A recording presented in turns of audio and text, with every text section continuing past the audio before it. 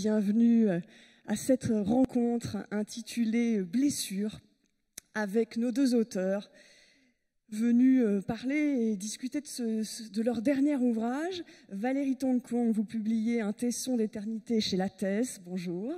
Bonjour. Et Philippe Jaénada pour Au printemps des monstres chez Mialet Barreau. Bonjour.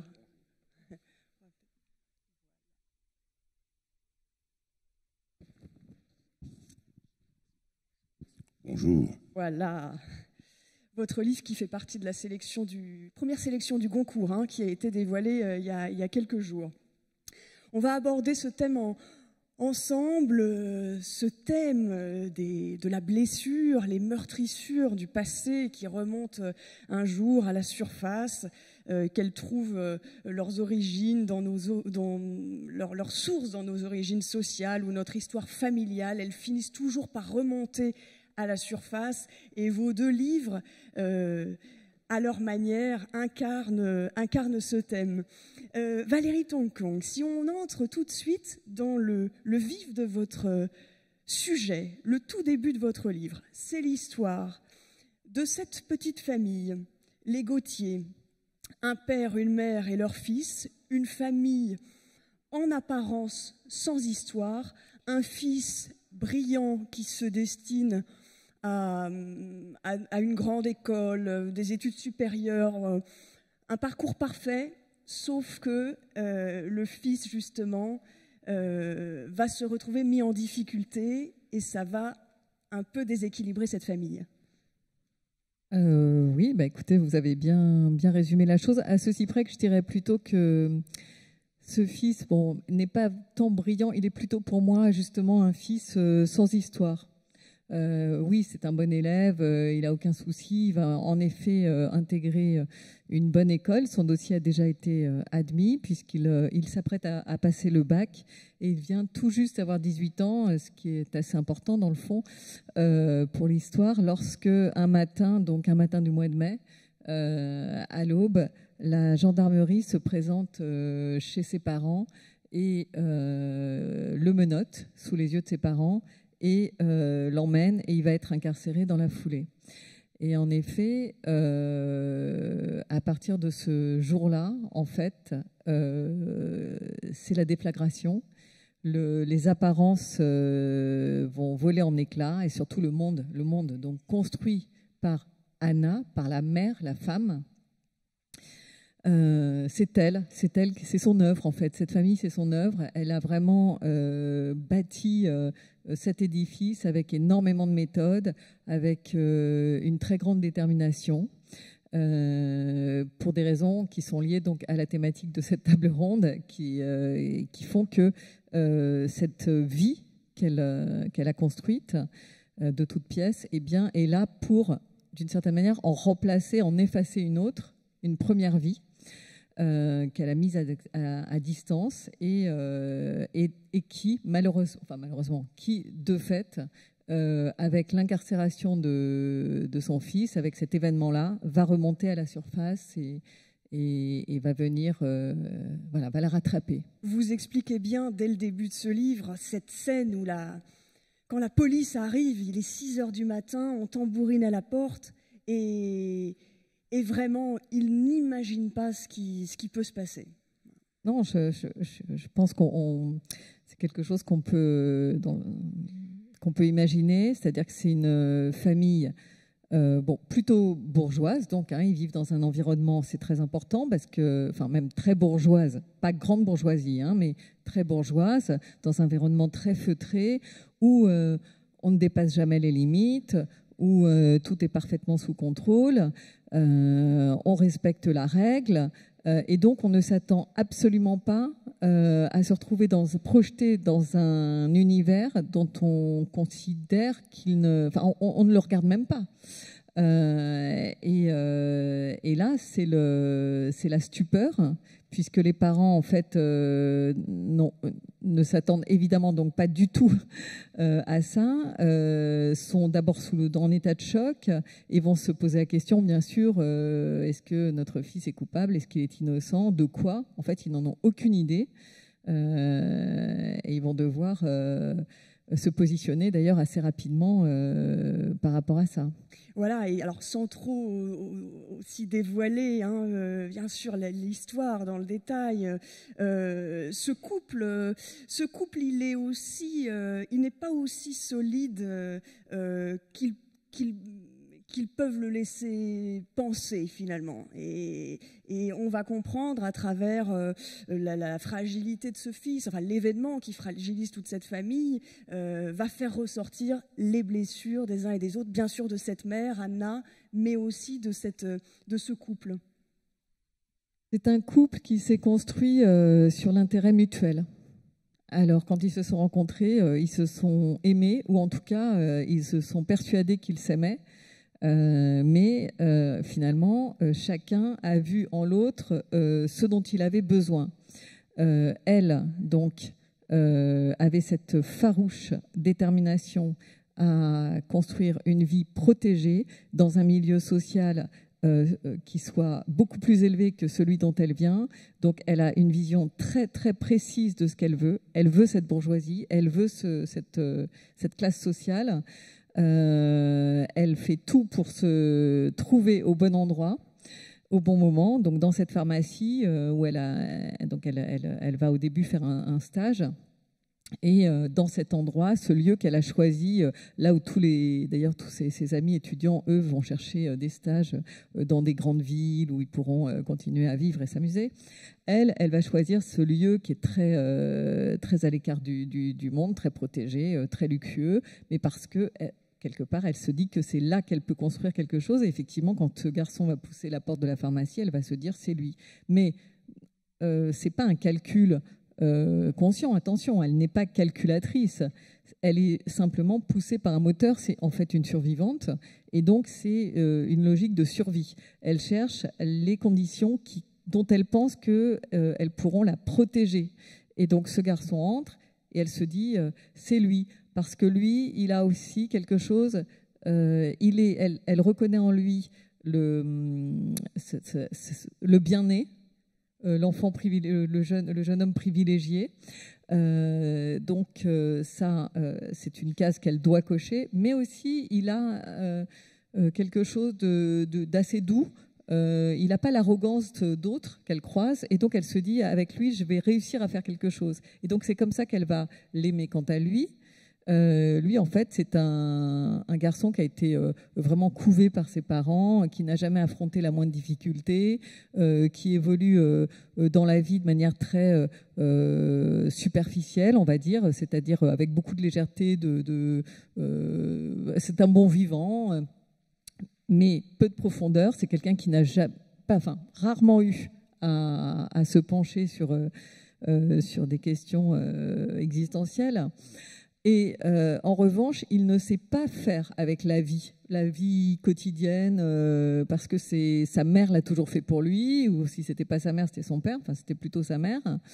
Et donc, lui, il cherche une épouse qui va tout prendre en charge, s'occuper de tout, être l'épouse parfaite dans ce milieu bourgeois. Et là, il sent, parce qu'elle lui offre l'apparence de cette femme parfaite, tout à fait, depuis les vêtements qu'elle porte, jusqu'au langage qu'elle emploie, jusqu'à ses postures même, elle a travaillé tout ça et elle a fait en sorte d'être la femme idéale pour ce type de garçon. Et donc, ça match.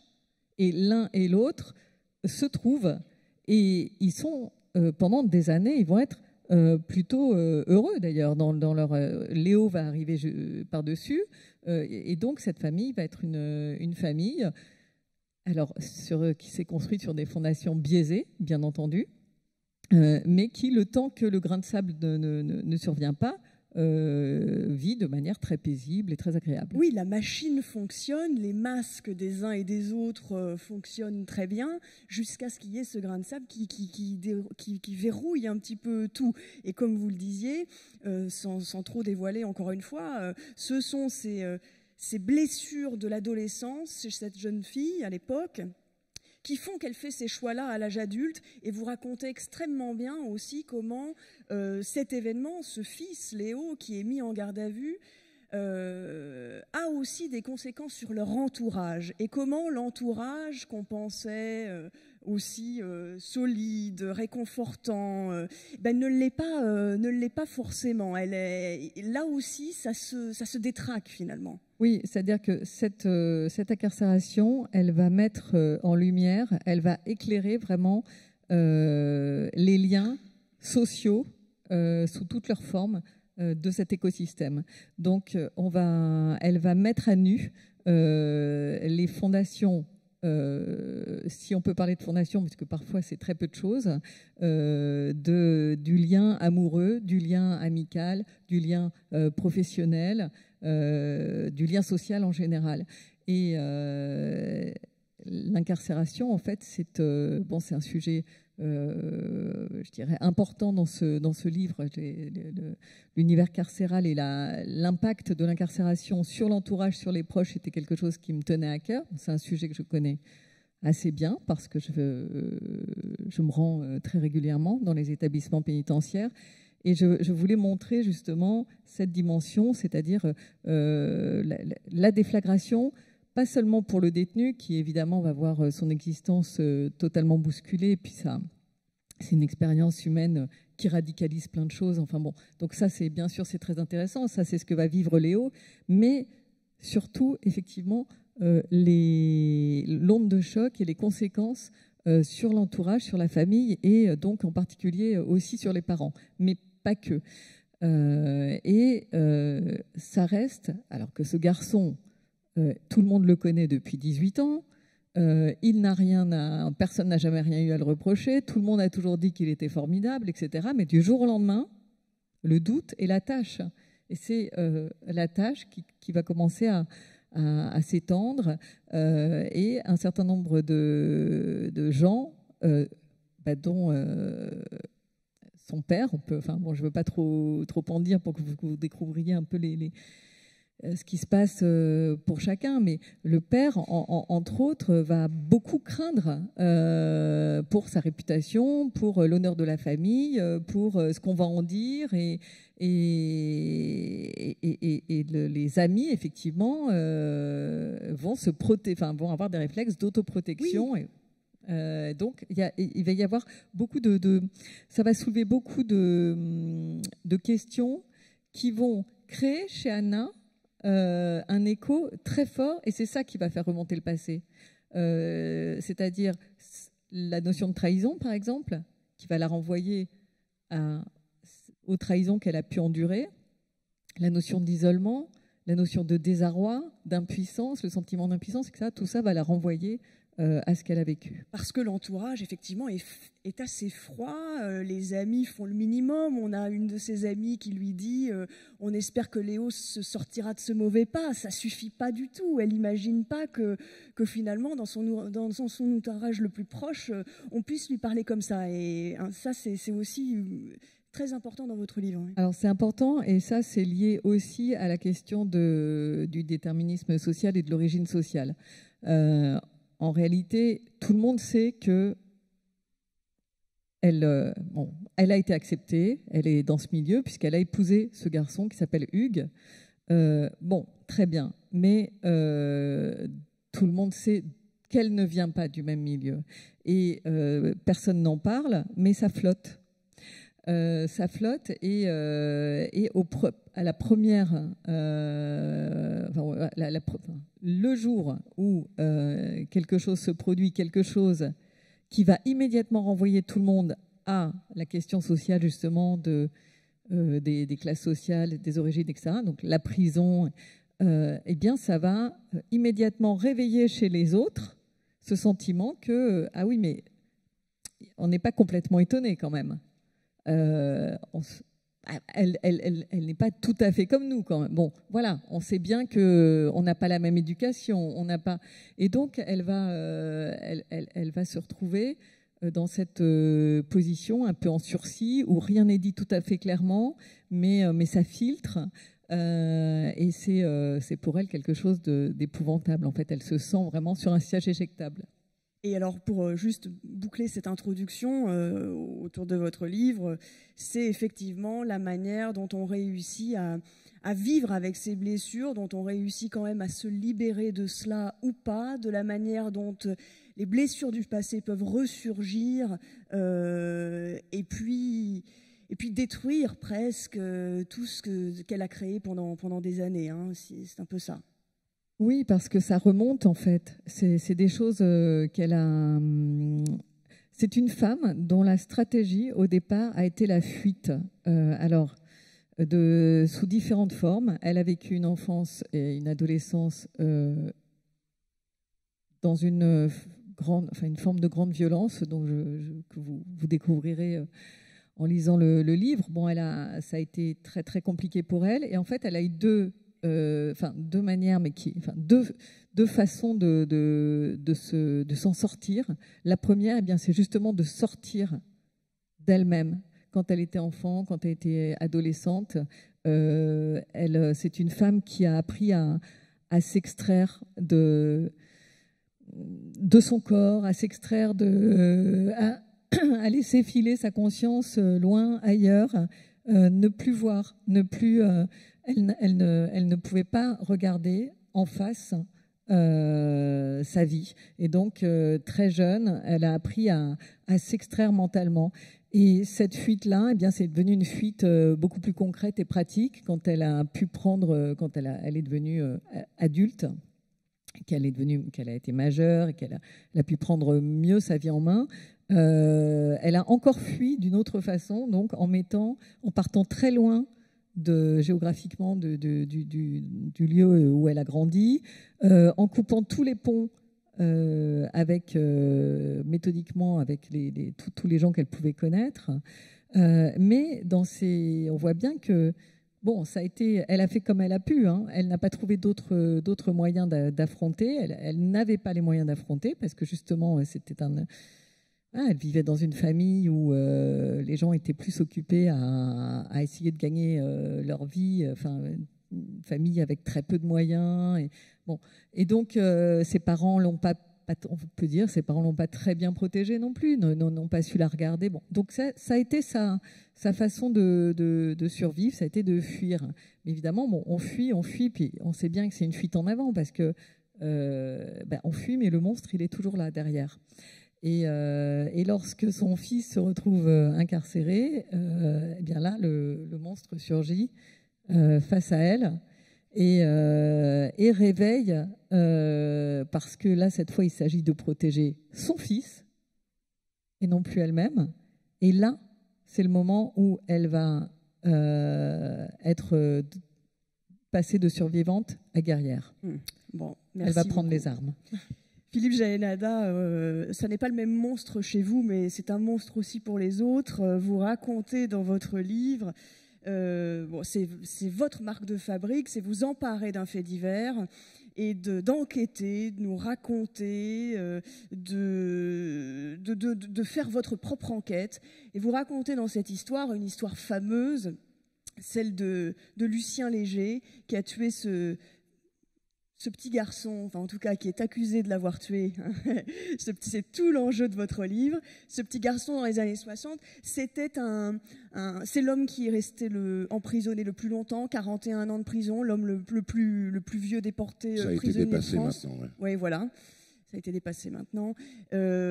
Énorme fait divers à cette époque dans les années 60. Oui, énorme fait divers en France et même avec un écho... Je voulais dire d'abord, le livre de Valérie est absolument formidable, ceux qui ne l'ont pas lu.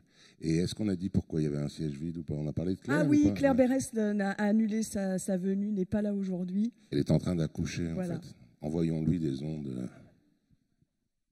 Donc oui, un très gros fait divers, en particulier parce que c'est un des premiers faits divers qui utilise, dont le coupable ou le présumé coupable a beaucoup utilisé les médias.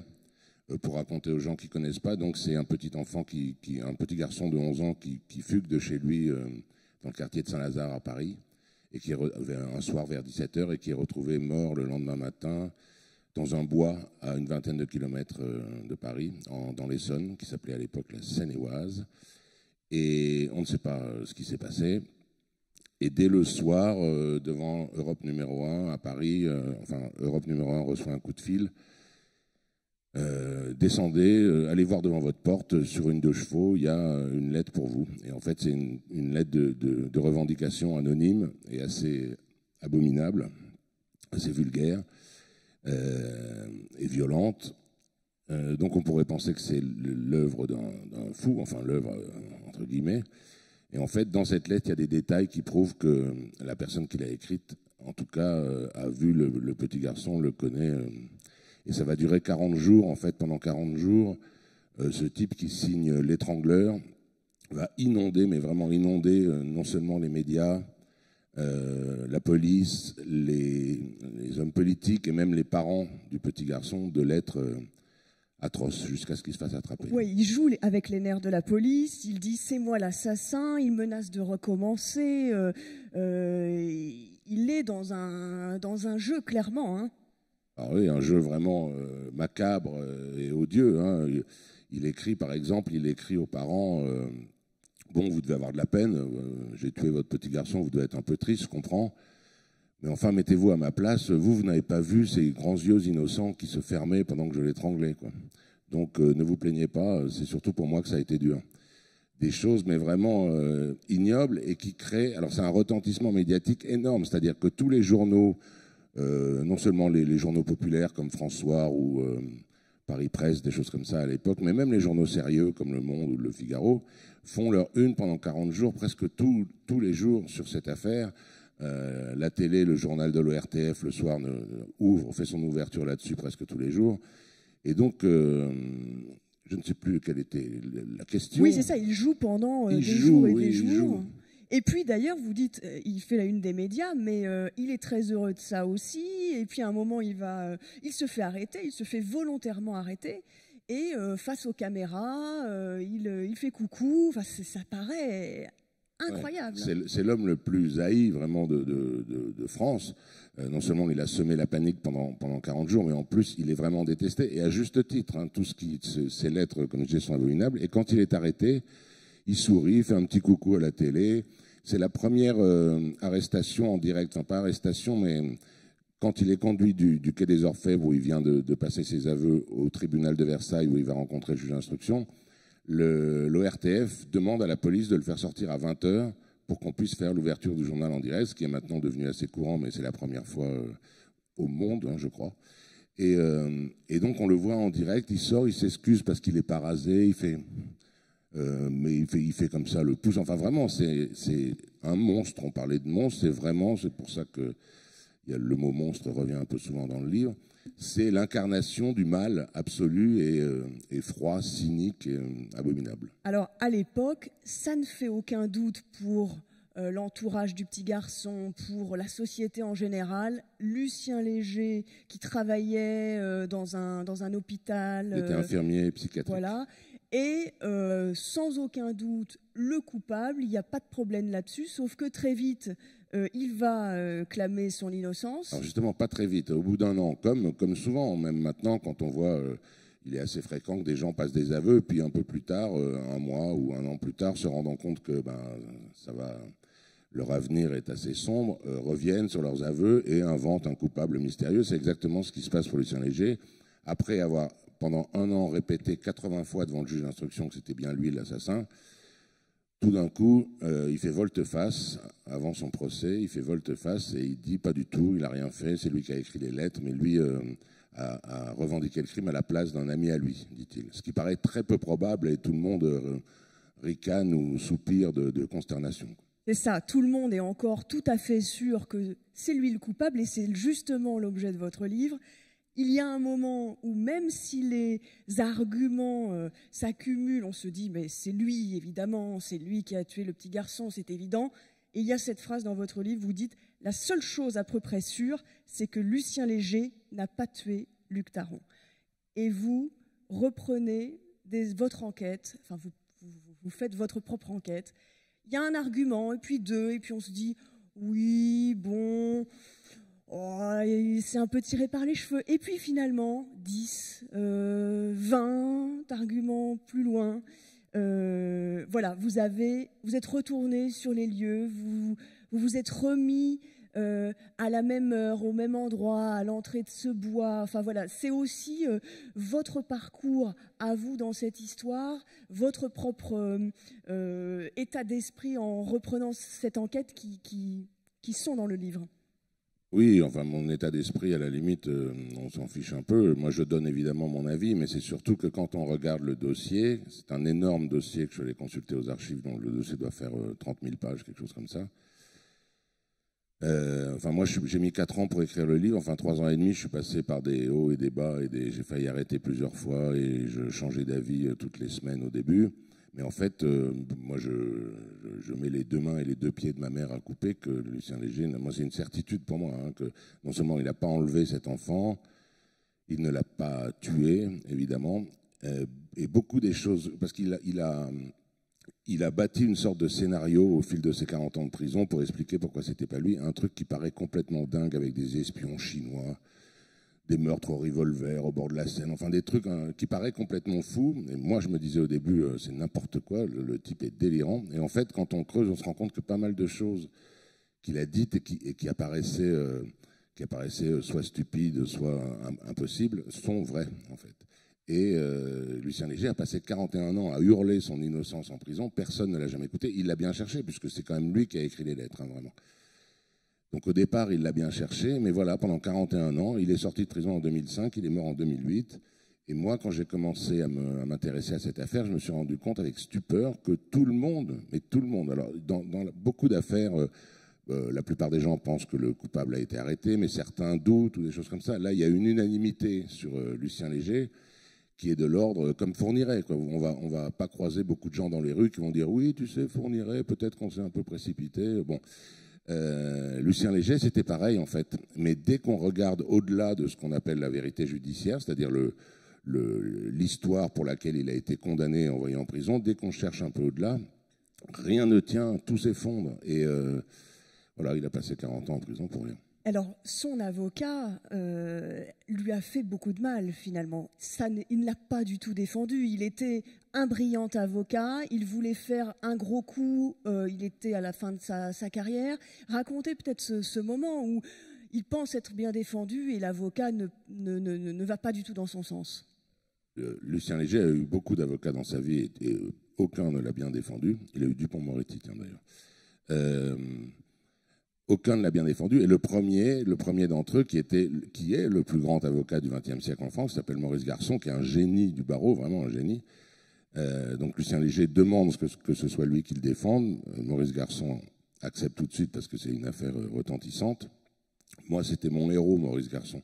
Dans mes livres précédents, il intervient dans toutes les affaires dont j'ai parlé jusqu'à maintenant. C'était mon héros, je vénérais Maurice Garçon. Et en fait... c'est à cause de lui que Lucien Léger a fait 40 ans en prison. Alors, je ne peux pas trop le dire, je suis un peu dans le cas de Valérie tout à l'heure. Si je dis trop, personne n'aura le courage de se lancer dans cet énorme truc, là.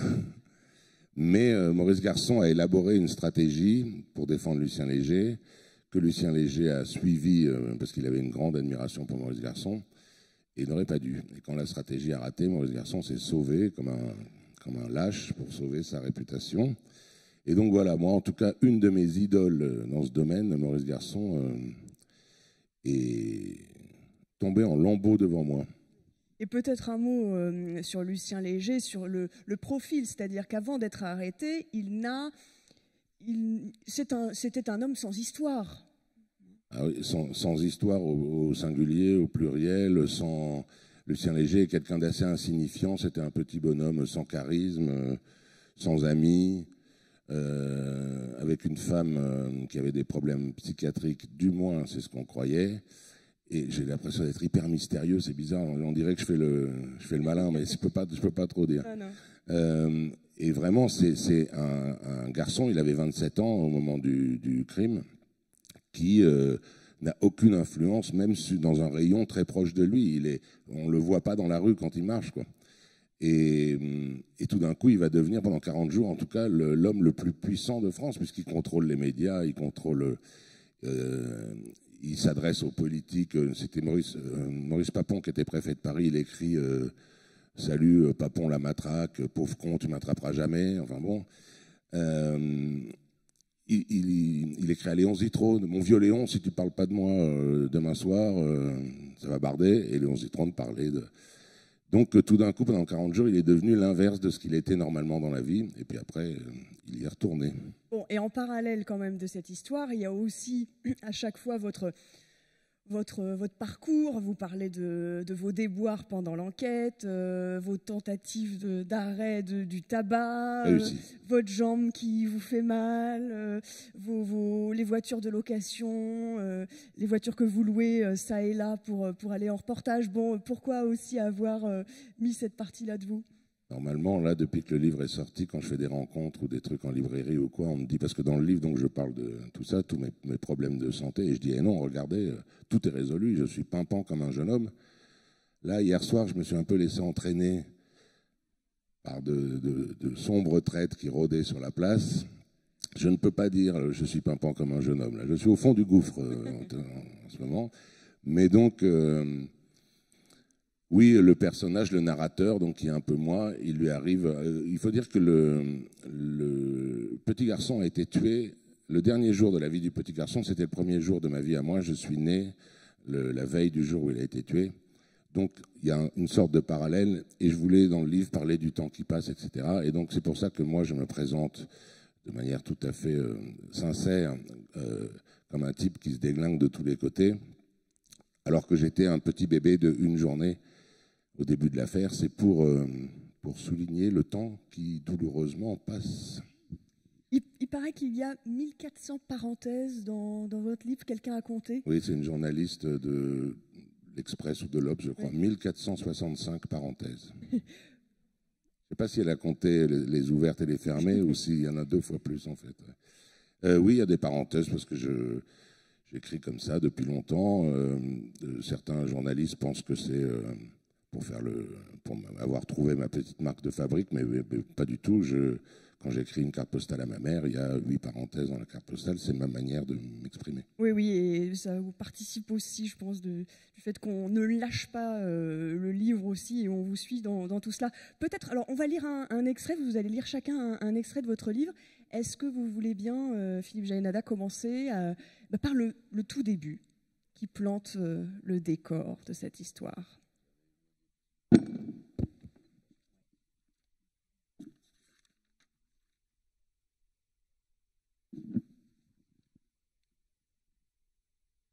C'est mal préparé.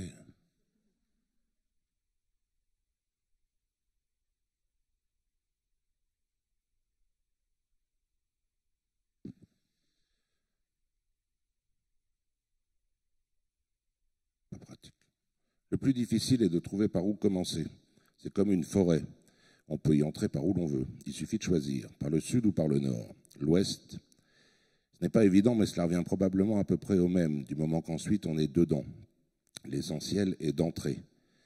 D'ailleurs, à la première page de l'Odyssée, on demande à la Muse, la fille de Zeus, on ne sait trop laquelle, mais peu importe, de narrer les aventures d'Ulysse, ouvrez les guillemets, en débutant où tu le souhaites. La formulation est différente selon les nombreuses traductions et les langues, bien sûr, mais en substance, le sens est le même. On lui suggère, et c'est la traduction que je préfère, de commencer ici ou là. L'Odyssée n'est pas la petite anecdote lambda qu'on raconte à la fin du repas. Donc si on peut aborder cette histoire colossale par où l'on veut, ça marche aussi pour toutes les autres. Celle du petit garçon en short, mort dans le bois, 7 ans de part et d'autre de la découverte de son corps au pied du chêne, sur plus d'1 siècle. Ça laisse le choix de la porte. Je vais faire la Muse, un vieux rêve, et puisque je peux commencer ici ou là, je vais commencer par le plus simple, par où souvent tout commence, la sortie de l'école. Le mardi 26 mai 1964, à 16h30, au 12 bis rue de la Bienfaisance, dans le 8e arrondissement de Paris, la cloche sonne dans l'école communale de jeunes garçons. Sous les yeux de la maîtresse, Jeanne Foubert, 28 ans, Luc Taron sort du bâtiment avec quelques copains. Ce ne sont pas réellement des copains, non, simplement des enfants de la même classe que lui. Luc est un garçon plutôt solitaire. Ce n'est pas un très bon élève. Il a fêté ses 11 ans 2 semaines plus tôt et il n'est encore qu'en CM1. Il n'a pas d'amis de son âge. Ceux dont il est le plus proche ont 9 et 10 ans. Ils s'appellent Jérôme Pérol et Pascal Maître-Jean. Ce dernier l'accompagne une quarantaine de mètres sur le trottoir jusqu'à l'angle avec la rue Portalis et le laisse s'y engager à droite. Il est surpris de le voir courir. M. Taron vient très souvent chercher son fils à la sortie, mais pas ce jour-là. Au bout de la rue Portalis, 2 autres garçons de la classe, Jean-Pierre Giquel et Steve Hitkin, 10 ans tous les deux, voient Luc grimper l'escalier qui mène au pont de Madrid et à la rue du Rocher, le chemin habituel pour rentrer chez lui. Jean-Pierre se souviendra qu'il portait un polo bleu, un blouson marron clair et un short beige. On peut reconstituer à peu près la suite avec ce que ses parents ont déclaré à la presse. Suite dans le livre. Suite, voilà, c'est quasiment le tout début. Merci beaucoup.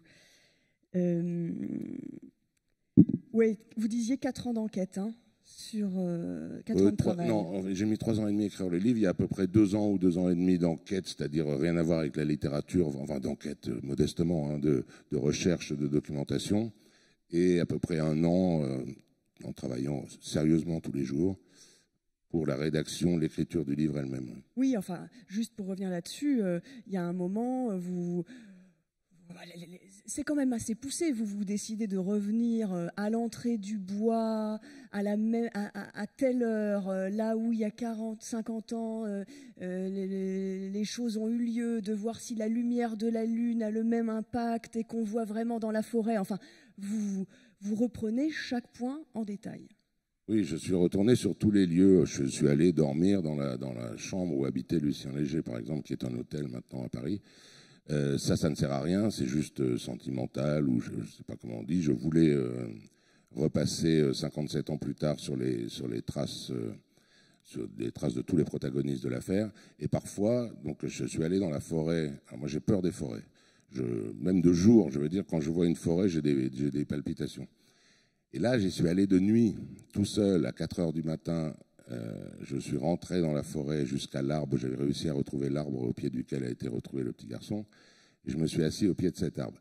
C'est pas juste comme ça pour dire je suis très fort, j'ai réussi à rentrer dans une forêt. C'est que Lucien Léger, quand il a fait ses aveux, a déclaré qu'à telle heure, il avait porté le petit garçon dans cette forêt, etc. C'était un jour de pleine lune où il faisait plutôt beau.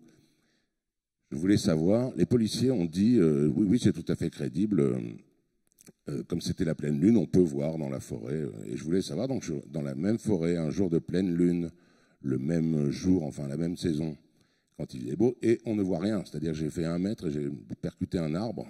J'avais pris la précaution d'avoir une petite lampe de poche, mais c'était pour vérifier tout bêtement, tout simplement, que dans cette forêt, même si c'est la pleine lune, la couverture de feuilles et de branches est trop dense et on ne voit absolument rien. Donc voilà, ça servait à quelque chose pour le coup. Un des exemples de cette enquête dans votre livre. Valérie Tonquon, on revient à cette famille Gauthier et à cet adolescent. Est-ce que vous voulez bien lire un extrait que vous avez choisi, peut-être recontextualisé en disant où on en est à ce moment-là de l'histoire ?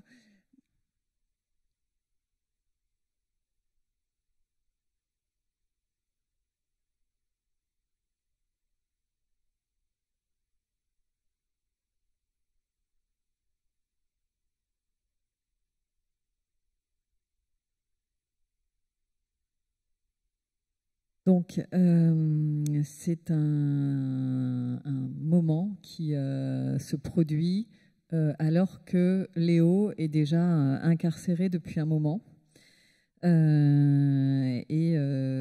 Donc, l'incarcération a commencé à produire ses effets sur le couple et à dévoiler les rapports de l'un, le regard de l'un sur l'autre et réciproquement. Voilà. Donc c'est un matin. La nuit a été très rude pour Anna. Elle a vu son fils au parloir la veille. Ça a été très compliqué. La conversation a été très compliquée. Et donc il se trouve que elle n'a pas réussi elle n'est pas rentrée dormir dans sa chambre et donc elle s'est endormie sur sa terrasse à côté de sa piscine. La fraîcheur offerte par l'orage a été de courte durée. Dès l'aube, le soleil a relancé ses filets. La colline tout entière exhale un parfum mélangé de résine et de terre mouillée, d'herbes aromatiques et de lavande.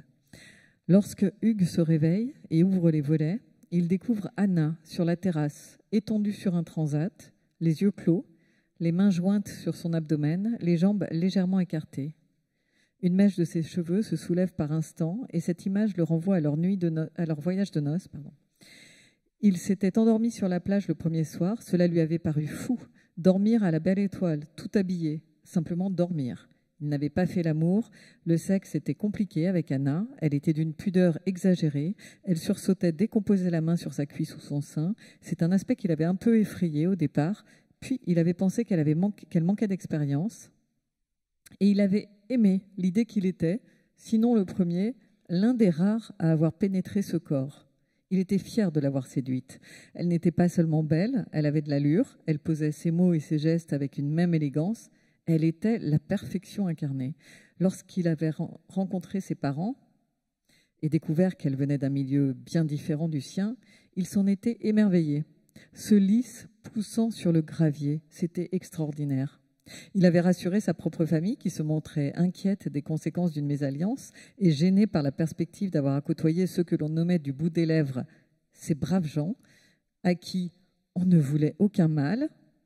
Anna elle-même aspirait à prendre de la distance au point que les Lacour ne seraient pas invités, c'est son nom de jeune fille, Anna Lacour, les Lacour ne seraient pas invités au mariage. Quelques années plus tard, Hugues s'était lancé à propos du sexe. Il l'avait interrogée avec précaution, elle continuait à sursauter et exigeait qu'ils aient des relations intimes dans le noir absolu, des relations qui étaient strictement les mêmes d'une fois sur l'autre, pas de préliminaire, position du missionnaire et basta. Il se sentait idiot lors des verres pris entre copains quand la conversation dérivait sur ce terrain, et elle y dérivait toujours, car au fond il ne parlait que de ça, de cul, sous couvert de bonnes blagues, et se définissait indirectement par leur conquête et leur prouesse. Hugues laissait entendre qu'il vivait des moments torrides pour préserver sa dignité, puis il rentrait ivre, avec le sentiment d'être misérable. À ces questions, Anna opposait un silence farouche. À vrai dire, elle était incapable de fournir la moindre explication, de s'engager à la moindre promesse. Le sexe était peut-être la seule chose qu'elle ne dompterait jamais. C'était une bataille perdue d'avance, quelque chose qui avait à voir avec l'instinct et avec la peur. Une digue rompue, impossible à reconstruire, un effondrement impossible à réparer. C'est à cette époque que l'amour d'Hugues avait commencé à s'éroder, se modifier, sans qu'il en soit conscient. Il était inconcevable de remettre en cause son couple. Il avait choisi, épousé Anna, alors elle était devenue la mère de son fils, et depuis lors, il en dépendait. Elle était celle qui régissait son univers, et il fallait l'avouer avec brio.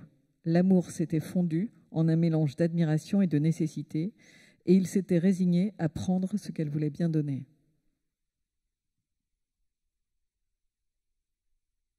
Formidable passage qui illustre bien ce que vous disiez sur la relation entre les deux. Est-ce qu'on a la possibilité, je ne sais pas, de prendre des questions dans la salle ou pas? Est-ce que quelqu'un peut me dire si c'est possible ou non, me faire un signe si c'est possible ou non? Oui.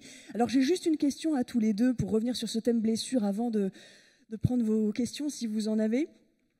Pour revenir à ce thème et dans les deux histoires que vous racontez, je voudrais vous demander comment on réapprend la liberté quand on a été blessé, parce que d'une certaine façon, c'est aussi le cas de Lucien Léger, après ses 40 ans de prison, et puis aussi de cette mère, Anna. Comment on réapprend, comment on... Voilà.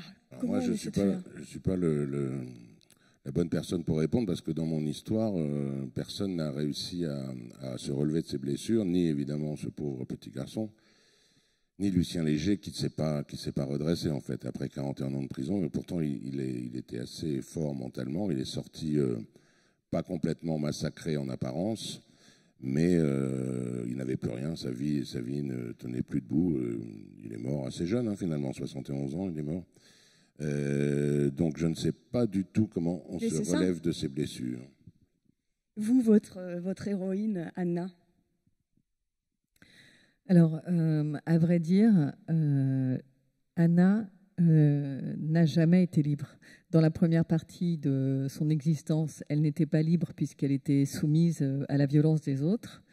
Et dans la deuxième partie de son existence, celle qu'elle construit, eh bien, elle n'est pas libre non plus, puisqu'elle porte un masque en permanence, elle joue un rôle en permanence, et donc ça lui demande une extrême vigilance. Elle est toujours sur une ligne de crête, dans le contrôle permanent, avec la peur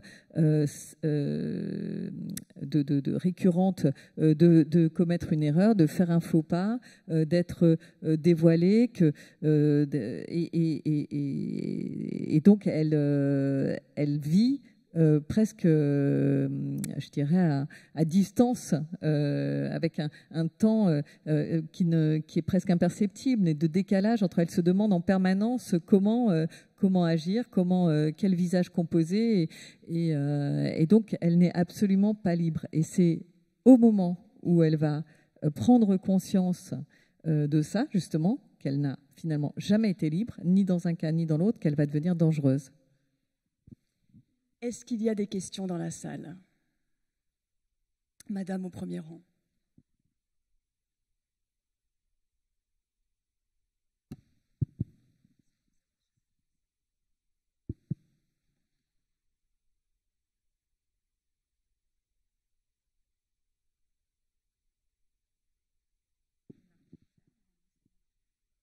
Une question pour vous. J'aimerais savoir pourquoi précisément ce fait divers-là, alors qu'il en existe tellement. Oui, il y en a tous les jours. Je pourrais avoir 10 sujets de livres à écrire. Je ne sais pas. Il y a un truc au départ qui est de l'ordre peut-être de l'inconscient ou parmi toutes les. Là, en l'occurrence, je devais faire une émission de radio sur France Inter avec un vieil avocat, un grand avocat français qui s'appelle Henri Leclerc, qui venait de publier ses mémoires. Et je me suis dit, pour pas avoir l'air complètement tarte, je vais lire ses mémoires avant l'émission, et il revient sur plein d'affaires sur lesquelles il a travaillé, dont celle-ci, mais parmi d'autres. Je sais pas, il y consacre 5-6 pages, et il y a quelque chose dans ce qu'il disait. Il disait, bon, il devait être coupable, sans doute, probablement, mais enfin, il y a quand même des zones d'ombre, on n'est pas sûr. Enfin, je sais pas, la manière dont il écrivait, ça a juste éveillé ma curiosité. Et donc, j'ai fait des recherches. L'avantage, quand on écrit des livres, c'est qu'on a tout le temps, on a vraiment du temps, donc j'ai commencé des recherches en me disant, si finalement dans 6 mois ou 3 mois je me rends compte que ça peut pas faire un livre, parce que faut pas seulement que l'affaire soit intéressante, passionnante ou mystérieuse, il faut aussi qu'il y ait de la matière pour faire un livre, c'est-à-dire que ce soit au-delà du simple fait divers.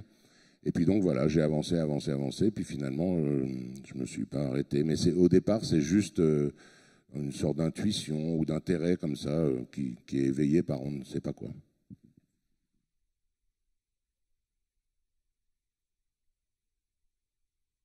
Madame là-bas derrière.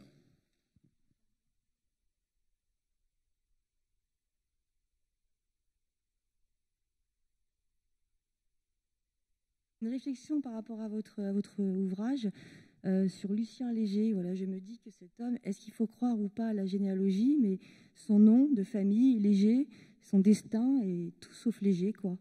Et je me dis, c'est terrible, en fait. Voilà, c'est une réflexion que je me suis faite par rapport à son nom. Oui, voilà.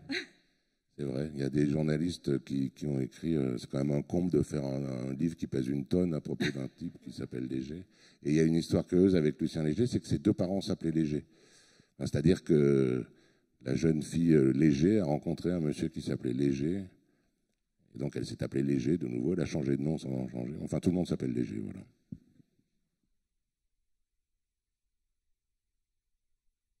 Oui, une dame ici au 3e rang.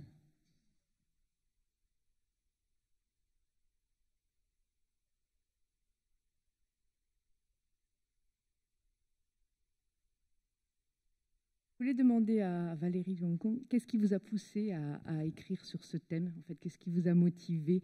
Parce que je trouve que c'est un thème très actuel, notamment à travers tous les réseaux sociaux où les gens se mettent beaucoup en avant. Et finalement, ce qu'ils mettent en avant, c'est pas forcément leur vraie vie, enfin leur réalité. Et voilà, ça m'a fait écho à ça. Je voulais savoir qu'est-ce qui vous avait motivé à écrire sur ce thème. Alors là, vous soulevez un point dont qu'on n'a pas vraiment évoqué, et je vous en remercie parce que c'est très intéressant, très important dans le livre. C'est effectivement la manière dont nos vies peuvent nous échapper complètement.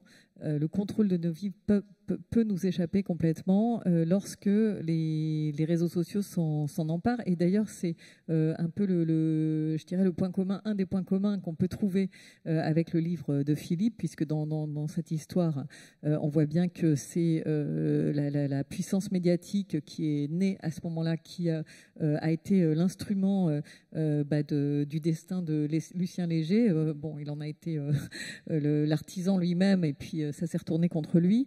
Et dans le cas de mon histoire, eh bien, de la même manière, Léo va commettre un délit, enfin va faire quelque chose. Alors je ne vais pas vous donner les précisions, mais ce qui se produit aurait dû rester anecdotique. Ça n'est pas finalement très important si on ne prend que l'événement lui-même, mais c'est l'ampleur, la dimension que ça va prendre qui va faire tout basculer, et parce qu'il y aura des photos, des vidéos, et ça va s'enflammer sur les réseaux sociaux, et il va devenir malgré lui un symbole pour différents camps qui vont s'affronter. Et donc à partir de ce moment-là, c'est ce qui va entraîner l'effondrement pour lui, mais l'effondrement aussi pour sa famille.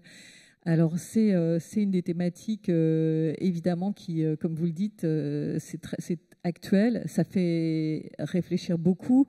On se rend compte que finalement cette puissance-là, eh bien on est rien contre. Enfin, c'est vraiment, on est face à un rouleau compresseur.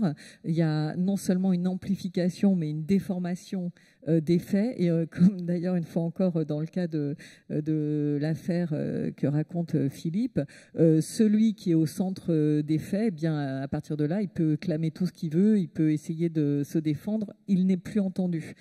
Et c'est ce qui se produit. Alors ça, c'était une thématique qui me tenait à cœur. Après, sur la jeunesse du livre, il y en avait d'autres qui se sont croisés donc à travers cette histoire-là.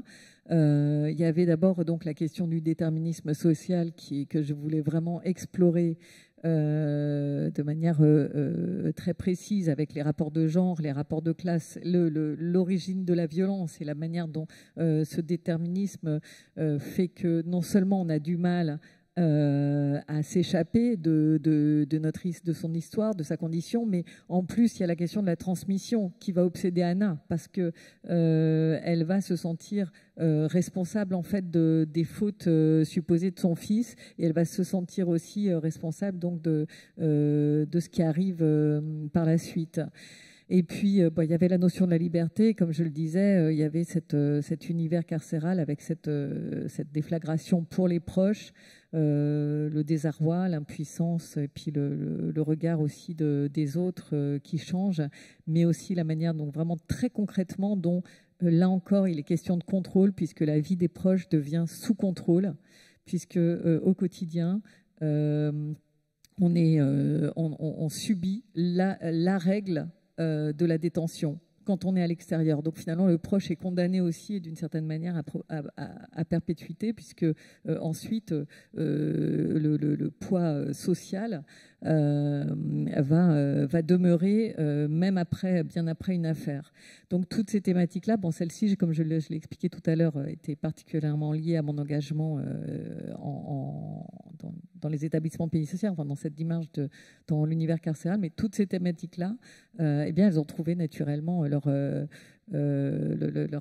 terrain, ou elles se sont glissées. Pour moi, Anna, qui a surgi à ce moment-là, était la personne qui incarnait aussi bien ce déterminisme avec ses blessures difficiles, voire impossibles à guérir, et ces enjeux-là de liberté.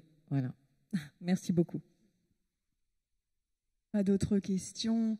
Vous êtes là tous les deux sous le chapiteau pour signer votre livre aujourd'hui ? Jusqu'à 16h, quelque chose comme ça, je pense. Et vous aussi ? Bon, rendez-vous sous le chapiteau. Merci à tous les deux. Merci à tous. Merci.